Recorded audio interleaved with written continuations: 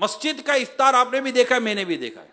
मस्जिद के अंदर जो इफ्तार के थाल लगते हैं मैंने भी देखे हैं मगरिब की नमाज से पहले।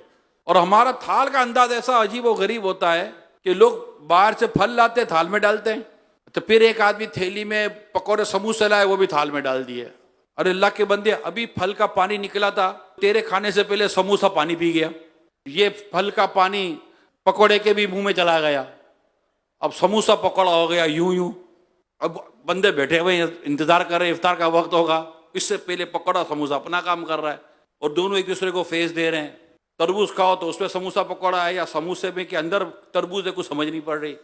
अजीब हो गई। ये सब हमारे यहाँ हो रहा है, बिल्कुल हो रहा है। कोई मतलब ये भी कॉमन सेंस भी तो हो ना कि भाई फल की प्लेट अलग है, ये चीजों की प्लेट अलग है। फिर कोई जलेबी लाएगा तो वो डाल देगा। अब सोचो इसमें से निकल क्या रहा है, बंदा मुंह में डाल रहा है, पकौड़ा डाल रहा है, समोसा डाल रहा है, कबाब डाल रहा है।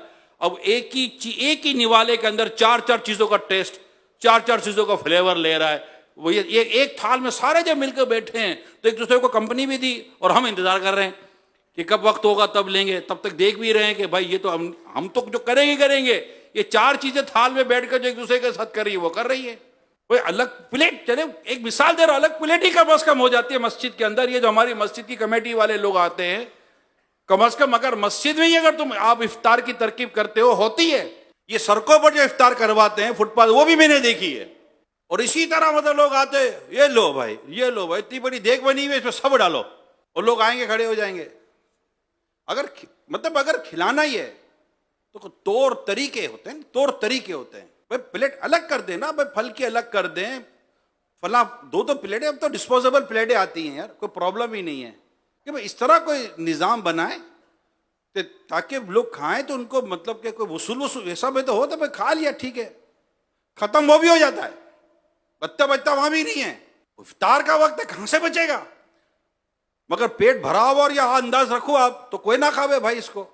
फिर ये कहाँ खिलाना कहाँ नहीं खिलाना, कच्ची प्याज के मसाइल, मुंह में बदबू के मसाइल, मस्जिद में बदबू के मसाइल, ये अलग हैं कि आप घरों पे पहुंचा दो यार। और इस पर जो अमीर सुन्नत चंद सालों से जो एक इन्फिशाइज जिसको कहते हैं कि काफी जोर दे रहे हैं, वो आप जोर दे रहे घरों में इफ्तार पहुंचा दें, चीजें घरों पर पहुंचा दें, पैकेट घरों पर पहुंचा दें।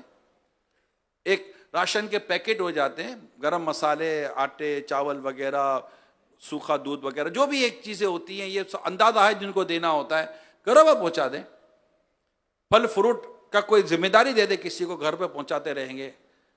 अमीर से फरमाते हैं कि घर पे पहुंचाने में ये फायदा है कि हमारी जो इस्लामी बहनें, बेटियां, बच्चे, उनको मिलेगा। निज़ाम बनाए, मेरे जितने भी देखने सुनने वाले आशिकाने रसूल, अल्लाह ने बहुतों को नवाजा है, किसी की ड्यूटी लगा दे, अगर अपने हाथों से जाकर दे तो सद करो और मरहबा।